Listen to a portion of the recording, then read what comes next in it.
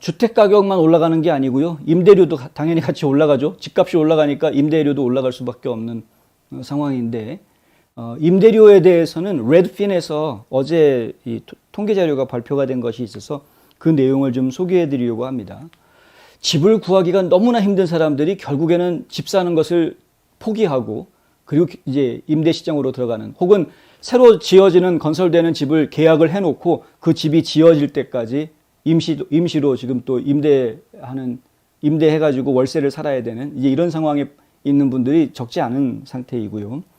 주택 구매자들이 시장에서 밀려나면서 이런 일이 생기는데, 새로운 보고서에 따르면은 미국 전역의 집세가 3월에 사상 최고치를 기록했다, 이런 이야기죠. 주로 시장에서 밀려나는 잠재 구매자들의 수가 증가하기 때문으로 분석된다. 부동산 중개업체인 레드핀이 어제 발표한 자료에 따르면은 평균 월세 요구 가격, 그러니까 이제 우리 집에서 한 달 살려면 얼마 주세요라고 집주인들이 요구하는 가격을 이야기하는데요. 이 가격이 1년 전에 비해서 16.7% 증가했다. 지금 월 평균이 1940불이라고 합니다. 전국 평균이. 지역마다 다르죠. 제가 이제 레드핀의 웹페이지를 지금 보여드릴 건데요. 예, 화면에 보시면은 일단은 평균치부터 나옵니다. 메디안 먼틀리 렌트 해가지고 이게 중간 월세 가격이 나오는 게 1940불. 이게 2021년 3월, 작년의 이야기라는 것이죠. 2021년으로 나오네요. 1년 전에 비해서는 16.7% 늘어난 것이다. 그리고 그 한 달 전 2월 달에 비해서는 2.1% 늘었다는 것이고요. Median monthly mortgage payment for home buyers with 5% down payment. 이거는 뭐냐면은 집을 살 경우에 5%만 다운페이를 하고 모기지를 융자를 받았을 때 그때 월 페이먼이 나가는 것이 1910불. 그러니까 월세 사는 것보다는 집을 사는 것이 더 돈이 적게 든다라는 결론이 나옵니다. 그런데 이쪽에 보시면은 작년에 비하면은 이게 모기지가 34.2%나 올라가 있는 상황입니다. 지금 월세를 따라잡고 있다라는 이야기죠. 그래프를 한번 보시겠습니다. 렌트 가격이 어떻게 올라가는지를 지금 보여주고 있는데요. 지금 이제 파란 선으로 보이는 것이, 이것이 지금 이제 그 모기지 페이먼이 바뀌고 있는 것을 보여주는 것이고요. 빨간 선으로 보여지고 있는 것이 월세가 올라가고 있는 것을 보여줍니다. 월세는 상대적으로 완만하게 올라가고 있는 상황이고, 그에 비해서 지금 모기지 페이먼은 급격하게 올라가는 모습을 보이고 있는데, 왜냐하면 이것이 이자율이 지금 변동하고 있기 때문에 그런 것이고요. 이자율이 앞으로 계속해서 더 많이 올라갈 거라는 예고들이 나오고 있기 때문에 이 파란 선의 끝이 거의 수직 상승하는 그런 모습을 앞으로 저희가 보게 될 것 같습니다. 그러니까 모기지 페이먼은 계속해서 올라가는 상황이 되는 것이고요. 월세는 근데 그것과 상관없이 지금 무조건 월세를 올릴 수 없다 보니까 이렇게 서서히 올라가는 그런 모습을 보여주고 있다. 하지만 꾸준하게 올라가고 있다는 것이죠. 또 한 가지 그래프가 나오는데, 여기 뭐냐면은 렌트비가 올라가는 것하고 그 다음에 모기지 페이먼이 올라가는 부분을 지금 보여주고 있는데, 빨간 선은 렌트비가 올라가는 부분이고요. 그 다음에 이 파란 선은 지금 모기지 페이먼이 올라가는 기준을 어떻게 잡았냐면은 5%를 다운하고 30년 고정 이자를 받았을 경우 이렇게 된다라는 겁니다. 근데 과거에는 렌트비가 훨씬 더 비쌌던, 그러니까 2020년, 2019년, 그리고 2021년 초만 하더라도 렌트비가 더 비쌌던, 그러니까 집을 사서 투자할 만한 충분한 가치가 있었죠. 모기지 내고 나도 충분히 이 갭만큼 돈이 남는 거였으니까. 그런데 이것이 지금 급격하게 이자율이 올라가면서 가까워지고 있는 그런 최근의 모습이다. 이게 곧 크로스가 될 가능성이 큽니다. 교차할 가능성이 지금 커지고 있는 그런 상황인데요. 렌트비는 무조건 올라갈 수는 없기 때문에 이제 그런 것이죠.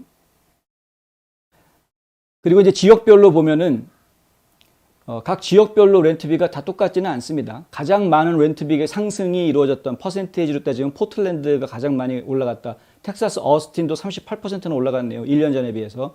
뉴욕도 35%, 뉴왁도 35%, 브론스윅도 35%, 뉴저지, 뉴욕 지역의 이 월세 가격이 껑충 뛰었다라는 걸 저희가 볼 수 있고요. 그 다음에 다 올라가기만 했느냐? 떨어진 곳도 있다 이겁니다. 위스콘신의 밀워키 같은 경우에는 10% 떨어졌다고 합니다. 캔사스시티, 미주리주의 캔사스시티는 1.1% 가격이 떨어졌다. 그러니까 렌트가 더 줄어들었다라는 이야기고요. 이건 이제 각 전국의 50개의 주요 메트로폴리탄 지역들, 그러니까 대도시들 지역들을 이렇게 통계를 내놓은 것인데요. 뭐 애나하임 같은 경우에는 렌트비가 11% 올랐다라는 이야기가 나오고 모기지 가격은 근데 39.8%가 올랐다. 엄청나게 많이 올랐다라는 이야기입니다.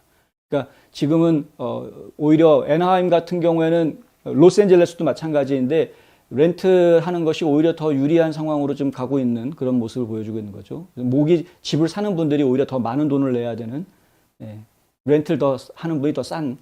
애틀란타 조지아 같은 경우 보시면은 렌트가 2095 평균이 나오고요. 그다음 모기지 평균은 1703불로 나옵니다. 무슨 얘기냐면은 조지아주 같은 경우에는 아직까지도 집을 사서 투자용으로 집을 사서 월세를 놓는 것이 아직까지는 유리한 그런 상황이다라는 것을 좀 보여주고 있는 것이죠. 이 표들을 쭉 보시면은 집을 사는 게 유리한지 월세 들어가 사는 게 유리한지 각 지역별로 각 차이들을 쭉 볼 수가 있습니다. 이 NAR 저희가 newsandpost.com 웹사이트에 올려놓은 기사에 이 링크 주소를 함께 올려놓도록 하겠습니다. 나중에 방송 끝나고 나서 자세한 부분들은 참고하시면 되겠고요. 지금 맨 마지막에 내셔널 전국 평균을 놓고 이야기하면 월세 평균은 1940불이고 모기지 평균은 1910불이다. 월세 평균은 16.6% 올라갔는데 모기지 평균은 34.2%가 올라갔다. 1년 사이에. 그래서 지금 월세를 내는 것이 아직까지는 더 비싼 돈을 내는 것으로 이해가 되고 있긴 합니다만은 점차 모기지가 더 비싸지는, 집을 사는 사람이 더 많은 경제적인 부담을 해야 되는 그런 상황이 다가온다. 이렇게 지금 숫자상으로 보면은 이해할 수 있는 부분입니다. 그런데 이게 다가 아닙니다. 왜 이게 다가 아니냐 하면은요. 모기지를 내는 것은 어디다 까먹는 게 아니죠. 월세는 내고 나면 끝이지 않습니까? 나한테 돌아오는 게 없습니다. 그런데 모기지는 쌓이는 것이기 때문에 내 자산이 쌓이는 것이죠. 물론 거기에 이자가 들어가 있긴 합니다만은 이자 부분을 제외하고 나더라도 원금을 갚아나가면서 내 자산이 점점 쌓여나가는, 이른바 액권리가 쌓여나가는 그런 상황이 되는 것이기 때문에 이렇게 단순하게 비교하는 거로는 월세가 유리하냐, 집을 사는 게 유리하냐 이렇게 이야기하기에는 좀 어려운 것이다. 오히려 상황이 이렇다고 하더라도 여전히 집을 살 충분한 이유가 있고 가치가 있다라는 것이 이 업계 전문가들의 이야기입니다. 페어웨더라는 분이, 데릴 페어웨더라는 분이 있는데요. 레드핀의 수석 이코노미스트인데 이런 이야기를 합니다. 많은 잠재적 최초 주택 구입자들이 기록적인 주택 가격과 빠른 주택담보대출 금리 상승으로 인해서 가격 부담 때문에 시장에서 빠르게 밀려나고 있다. 많은 구매자들이 현재 두 가지 선택에 직면해 있다. 임대를 하거나 아니면 생활비가 더 싼 곳으로 이사해야 되겠다. 이 둘 중에 하나를 선택해야 되겠다 하는 것이죠. 비록 임대하는 것이 단기적으로 돈을 절약하는 데 도움이 될 수 있지만 그들은 여전히 매년 지속적인 임대료 인상에 직면하게 될 것이다. 집값이 떨어지지 않을 겁니다. 오름세가 주춤할 수는 있겠지만 떨어지지는 않을 거라는 거죠. 그래서 집값이 떨어지지 않는 한은 임대료도 떨어지기가 어렵습니다. 그 얘기를 지금 하고 있는 것이고요. 오히려 정기적으로 1년에 한 번이든 2년에 한 번이든 월세가 올라가는 것을 직면하게 되는 그런 상황밖에 안 될 것이다라는 거죠. 비교적 지금 좀 더 저렴한 곳으로 이사하고 사는 사람들은 작년에 샀을 때보다는 상당히 많은 돈을 지불하게 되겠지만 장기적으로 보면 자산, 그러니까 액권리를 형성할 수 있고 갈수록 상대적으로 안정적인 월 주거비를 확보하게 되기 때문에 집을 사는 것이 결코 불리한 것이 아니다라는 이야기를 지금 하고 있습니다. 역시 지혜로운 선택이 필요하신 때겠죠. 근데 겉으로 딱 마지막에 딱 떨어지는 계산서만 보고 이야기하실 부분이 아니고요. 부동산 경기 같은 경우에는 좀 장기적인 안목을 가지고 보아야지, 안 그랬다가는 단기적으로 막 주식하는 것처럼 움직였다가는 낭패를 보는 선택을 하실 가능성이 큽니다. 좀 더 멀리 내다보고 신중하게 선택하시는 것이 바람직하다. 그리고 이런 선택을 하실 때에는 반드시 경험이 풍부한 에이전트들과 상담을 하시길 저희는 권해드립니다.